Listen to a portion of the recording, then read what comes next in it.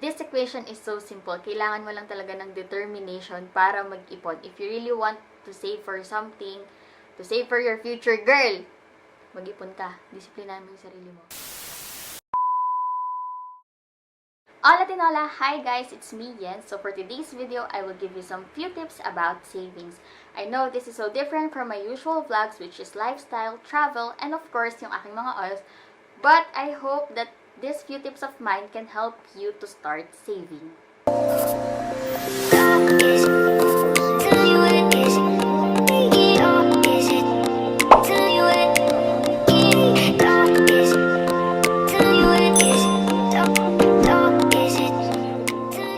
So, paano nga ba mag-ipon? Tip number 1.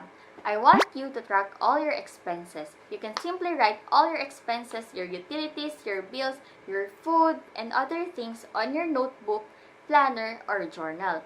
You can also use some spreadsheets or apps that can help you. So by that, you won't keep asking yourself, saan nga ba napunta yung sahod ko? Saan napunta yung bonus ko? Anong nangyari? Kakasahod ko lang, wala na naman akong pera.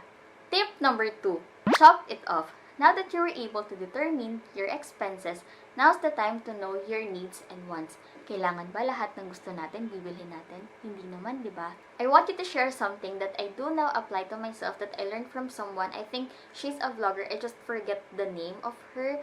But she said from her vlog na when she really wants something, she always take about 1 or 2 months to think if she really want it. Because ayaw niya nang mag-impulsive buying and ayaw ka na mag-impulsive buying and I know marami din sa inyo ang ayaw na ng impulsive buying.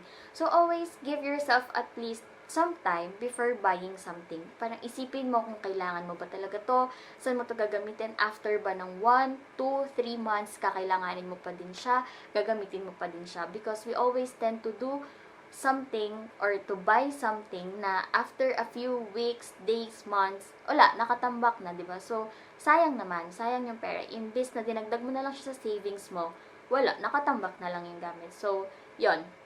It's another tip from me, a sub-tip from my tip number 2. Okay? Tip number 3, meal prep. Alam ko, madami sa atin ang tamad na tamad bumangon ng maaga, magluto, mag-prepare ng pagkain nila. Isa na ako doon. But, this one will really help you save. Diba? So, kasi magkano naman yung food sa mga fast food, sa mga restaurant. So, kung 3 times a day kang kumakain, diba? Syempre. So, yung breakfast mo, yung lunch mo, yung dinner mo, puro fast food, puro bili sa labas. So, magkano expenses no? Diba? Per meal, yung inaabot naman ng mga food natin ngayon na binibili natin sa labas, ranges to 70 to 100 pesos. So, kung everyday kang bibili nun, so 3 times a day, diba? So, 300 ka everyday. Eh, kung magbi-meal prep ka na lang, magkano lang bumili ng 1 kilong manok, na hindi mo naman makukonsume agad yung 1 kilong manok sa isang kainan. Because I know, madaming magdadahilan na hindi kasi ako makapag-ipon eh. Ang mahal kasi ng pagkain, lagi kasi akong gutom. I feel you, girl. Pero, ay, alam mo yun, kailangan natin gawin, kailangan natin itry. Girl, wag kang puro fast food. Char. Tip number 4, ipon goals. I want you to set your ipon goals for this year. I want you to write it on your planner, or your notebook, or your journal, or in your corkboard, or even if you have a vision board for the year, you have to claim it. Kailangan mong mag-set ng amount, ng goals mo for the year na kailangan ito talaga yung maipon ko, kailangan ito. Yung mga ganon. I've tried it last year and thankfully, nagawa ko naman yung gusto kong ma-achieve at the end of the year. Kasi for me, mas okay yon. I mean, parang makikita mo na pag chinek mo yung bank account mo, di ba parang, uy, konti na lang ma-achieve ko na siya. Yung mga simpleng ganong bagay ba. And then, you can also join paluwagan. For example, mag-set ba ka ng 500 per cut-off. Di ba, mas okay na yung 500 per cut-off, so may 1,000 ka per month, at the end of the year, may 12,000 ka. Diba? Kaysa naman yung 500 mo dun sa sinahod mo, hindi mo alam kung saan napunta. Diba? So, parang, hala, yung 500 ko, saan na naman siya napunta? If you have paluwagan, parang hindi mo na mamalayan na at the end of the year, may naiipon ka. At least, you have something na hindi mo na mamalayan. Basta, ulit. Pero, yun. You know what I'm saying? You know what I'm saying? So now, we're down to my last and final tip for this OPLAN IPON vlog of mine. So tip number 5. I minus S is equal to E. Lo, hanggang ngayon ba naman may equation pa din? So, ano nga ba yung tinutukoy ko na I minus S is equal to E? So, it's simply income minus savings equals expenses. So, it's very simple na madami sa atin ang hindi nakakapag-apply. Some of us, most of us, tends to do na income minus expenses is equal to savings. So, what if there's none? What if there's nothing left from your income because nagastos mo na lahat from your unnecessary expenses? So, paano na yung savings mo? Paano na yung ipon goals mo? 'Di ba? And another sub-tip from my tip number 5, I want you to separate your expenses account to your savings account. I learned this from a client. Siyempre, alam mo naman, frontliner tayo. Nalaman ko to way back before I am still new to banking na she's an old employee. And then, she said na, dapat ikaw separate yung savings mo dun sa payroll mo.